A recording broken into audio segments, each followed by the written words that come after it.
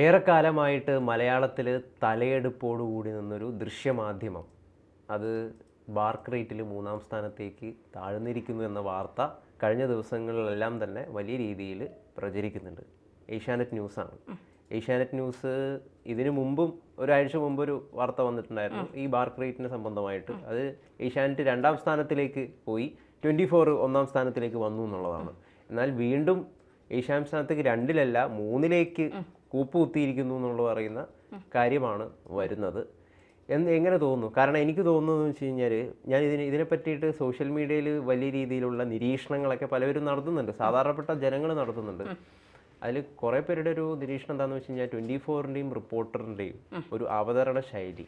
ആ അവതരണ ശൈലി എന്ന് പറയുന്നത് നമ്മളെല്ലാവരും കണ്ടവർക്ക് അറിയാം, വളരെ ഇൻഫോർമലായിട്ട് രീതിയിലുള്ളൊരു അവതരണ ശൈലിയാണ്.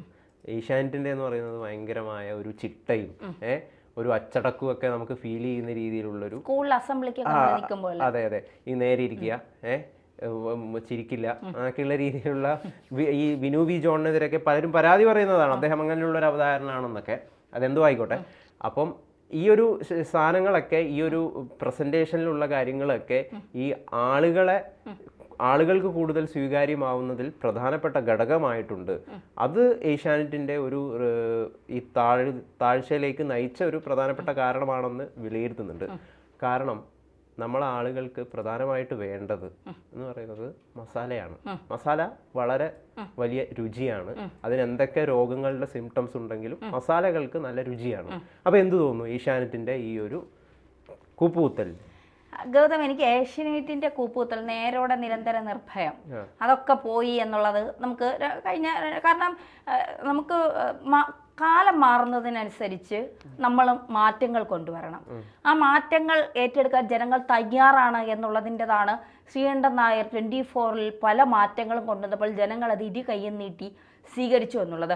ഒരു മുണ്ടുടുത്ത് ഒരാൾ മോർണിംഗ് ഷോ നടത്തുന്ന ഒരു രീതിയൊന്നും നമ്മൾ ഇതിനു മുന്നേ മലയാള ദൃശ്യമാധ്യമത്തിൽ കണ്ടിട്ടില്ല. അതെന്താ മുണ്ടുടുത്ത് പരിപാടി നടത്തിക്കൂടെ എന്ന് ചോദിച്ചാൽ, അങ്ങനെ ഒരു ഇപ്പോൾ ഗൗതം പറഞ്ഞതുപോലെ ഒരു ചിട്ടയായിട്ട്, അതായത് സ്കൂളിൽ ഒരു CBSE സ്കൂളാണ് ഏഷ്യാനെറ്റ്, ഒരു സർക്കാർ സ്കൂളാണ് റിപ്പോർട്ടറും 24-ഉം എന്നൊക്കെ എനിക്ക് അങ്ങനെയാണ് മനസ്സിലാക്കാൻ സാധിച്ചത്. കാരണം സർക്കാർ സ്കൂളിൽ നമുക്ക് കുറച്ചുകൂടി നമ്മുടെ കഴിവുകൾ പ്രദർശിപ്പിക്കുവാനും അല്ലെങ്കിൽ നമ്മുടെ കഴിവുകൾ കുറച്ചുകൂടി അതിൽ മോഡിഫിക്കേഷനൊക്കെ വരുത്താൻ നമുക്ക് കുറേ കഴിവുള്ളവർക്ക് എപ്പോഴും മുൻനിരയിലെത്താം. പക്ഷേ CBSE സ്കൂളിൽ അങ്ങനെയല്ല. അവിടെ ബെല്ലടിച്ചു കഴിഞ്ഞാൽ പിന്നെ ശ്വാസം വിടണമെങ്കിൽ പോലും അവിടെ ഉള്ളവർ പറയണം എന്നുള്ളതിൻ്റെ ഒരു നമ്മളതൊക്കെ കണ്ടിട്ടുള്ളതാണ്. അതേ രീതിയാണ്. ഒരു CBSE സ്കൂളാണ് ഏഷ്യാനെറ്റ്, സർക്കാർ സ്കൂളുകളാണ് മറ്റ് ചാനലുകൾ എന്നാണ് എനിക്ക് പലപ്പോഴും തോന്നിയിട്ടുള്ളത്. ഇവിടെ ഏറ്റവും പ്രധാനപ്പെട്ട ഒരു കാര്യമായിട്ട് നമുക്ക് എടുത്ത് പറയാനുള്ളത് മീഡിയ 1-ന് മുകളിൽ ജനം TV എന്നുള്ളതാണ്.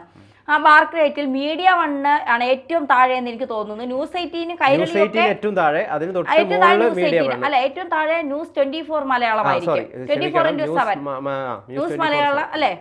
ന്യൂസ് മലയാളം 24/7 അതാണ് ഏറ്റവും താഴെ.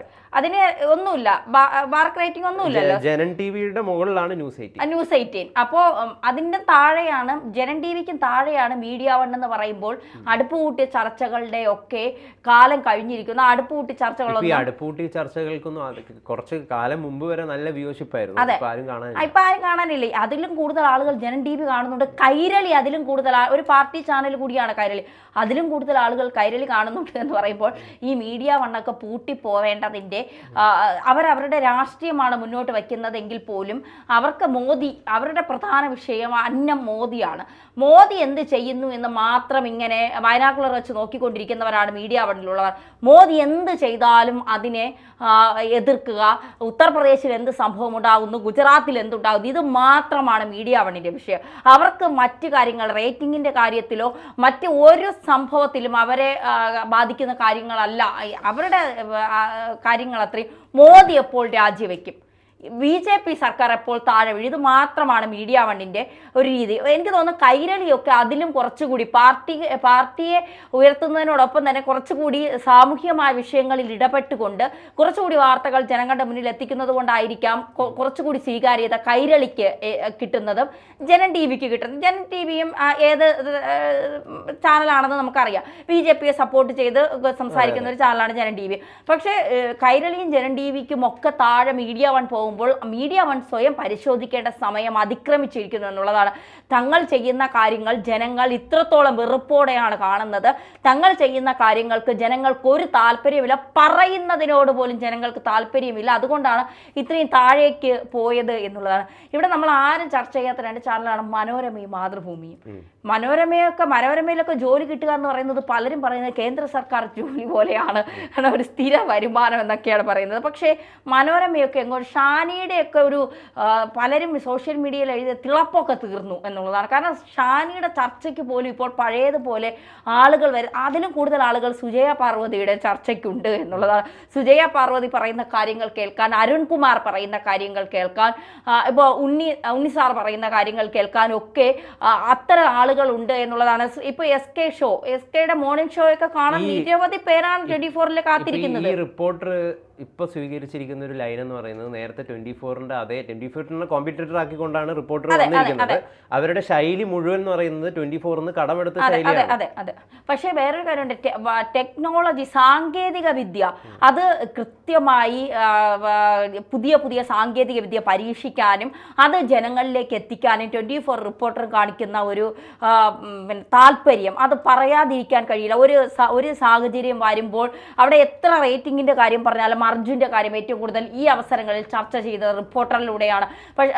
ഞാൻ ഈ അർജുൻ്റെ കാര്യം വന്നതിന് ശേഷം പലപ്പോഴും വീട്ടിൽ ചാനൽ വയ്ക്കുമ്പോൾ ഞാൻ പറയും ദുരന്തമുഖത്ത് എപ്പോഴും നല്ലത് റിപ്പോർട്ടറാണെന്ന്. കാരണം കൃത്യമായി എനിക്ക് തോന്നുന്നു വയനാടിൻ്റെ കാര്യത്തിലാണെങ്കിലും ഒക്കെ 24 റിപ്പോർട്ട്. ഇപ്പോൾ ഒരു കൊച്ചിനെ കാണാതായ സംഭവം, നമ്മൾ തസ്മി അപ്പോൾ ആ കുഞ്ഞിനെ കാണാതായ സംഭവവുമായി ബന്ധപ്പെട്ട് ഇപ്പോൾ 24 ആണ് അതിൽ ഇടപെടലുകൾ നടത്തിയത്,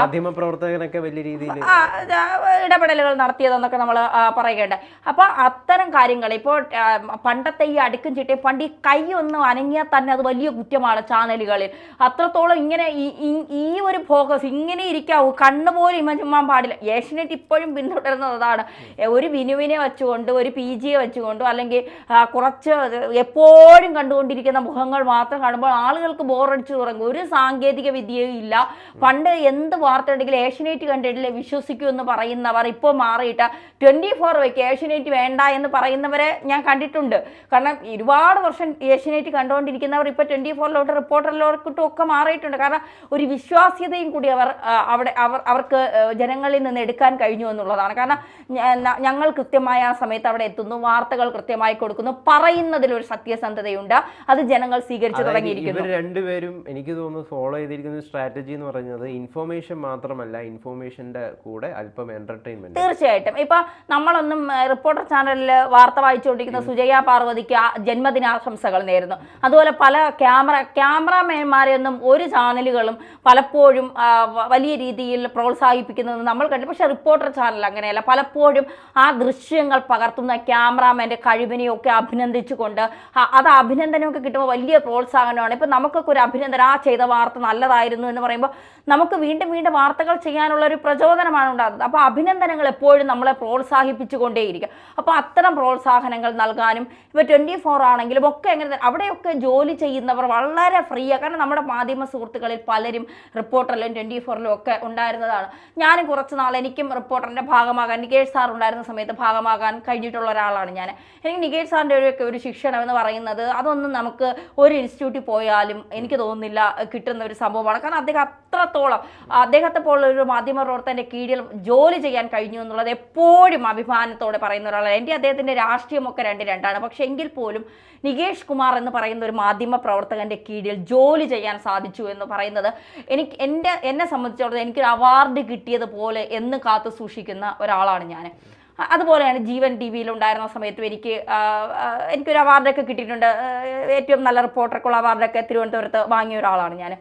അപ്പോൾ അത്തരം സാഹചര്യങ്ങളിലൂടെ നമ്മൾ കടന്നു പോകുമ്പോൾ സത്യത്തിൽ ഈ റിപ്പോർട്ടർ ചാനലും 24-ഉം ഒക്കെ എടുക്കുന്ന ജോലിക്കാരോട് എടുക്കുന്ന നിലപാട്, സമീപനം എപ്പോഴും ഫ്രീ മൈൻഡായിട്ട് ജോലി ചെയ്യാൻ സാധിക്കുന്നത്.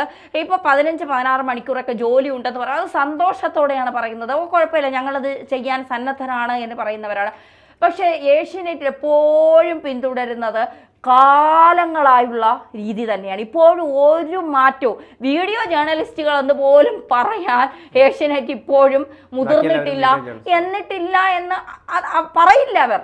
അതാണ് അവരുടെ അവർ ഈ കാലത്തിനനുസരിച്ച് ഇപ്പോഴും സിന്ധു സൂര്യകുമാർ തന്നെയാണ്, ഇപ്പോഴും ഇനോവി ജോൺ തന്നെയാണ്, ഇപ്പോഴും PG സുരേഷ് കുമാർ തന്നെയാണ്, ഇപ്പോഴും പഴയ ആ മുഖങ്ങൾ വച്ചുകൊണ്ട് തന്നെ ഒരു മാറ്റം. അവരൊക്കെ കഴിവുള്ളവരാണ്. അവരൊക്കെ ഒന്ന് പകരം വയ്ക്കാൻ മാധ്യമരംഗത്ത് ചിലപ്പോൾ ആളുകൾ ഉണ്ടാകില്ലായിരിക്കാം, എനിക്കറിയില്ല അതിനെക്കുറിച്ച്. പക്ഷേ മാറ്റങ്ങൾ വരുത്തേണ്ടിടത്ത് മാറ്റങ്ങൾ വരുത്തി നിരന്തരം നിർഭയം മുന്നോട്ട് പോകുന്നതാണ് ഏറ്റവും നല്ലത് എന്ന് തെളിയിച്ചിരിക്കുകയാണ് SKയും അല്ലെങ്കിൽ 24ഉം റിപ്പോർട്ടർ ചാനലും.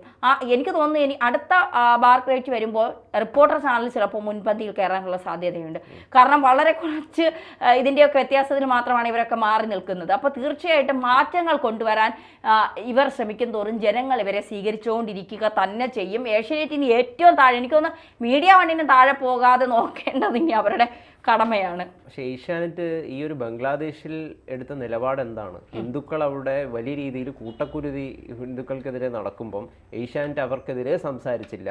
അതൊരു കാരണമാണ് ഏഷ്യാനെറ്റ് ഇപ്പം 3-ാം സ്ഥാനത്തേക്ക് പോകുന്നത്. കാരണം ഹിന്ദുക്കൾ ആരും, പ്രത്യേകിച്ചും BJP-ക്കാരൊന്നും ഏഷ്യാനെറ്റ് കാണുന്നത് അവസാനിപ്പിച്ചിരിക്കുന്നു. അവര് റിപ്പോർട്ടറോ അല്ലെങ്കിൽ 24ഓ ജനത്തിലേക്കൊക്കെ പോകുന്ന ഒരു സാഹചര്യം ഉണ്ടായിരിക്കുന്നു.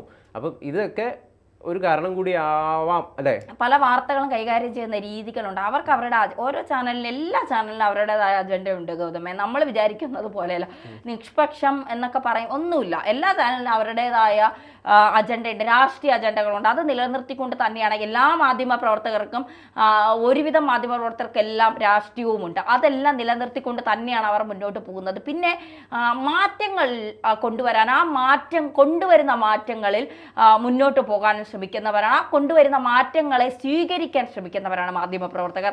ആ മാറ്റങ്ങൾ തന്നെയാണ് ഒരുപക്ഷെ വേഷവിധാനങ്ങളിൽ വരെ നമ്മൾ മാറ്റങ്ങൾ കണ്ടിട്ടുണ്ട്. റിപ്പോർട്ടറിലും 24-ലാണെങ്കിലും ഒക്കെ വേഷവിധാനങ്ങളിൽ വരെ മാറ്റങ്ങൾ വന്നിട്ടുണ്ട്.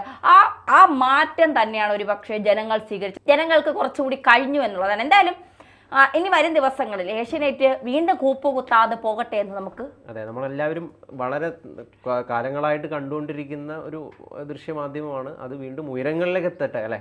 അതെ, തീർച്ചയായിട്ടും അങ്ങനെ തന്നെ നമുക്ക് പ്രതീക്ഷിക്കാം.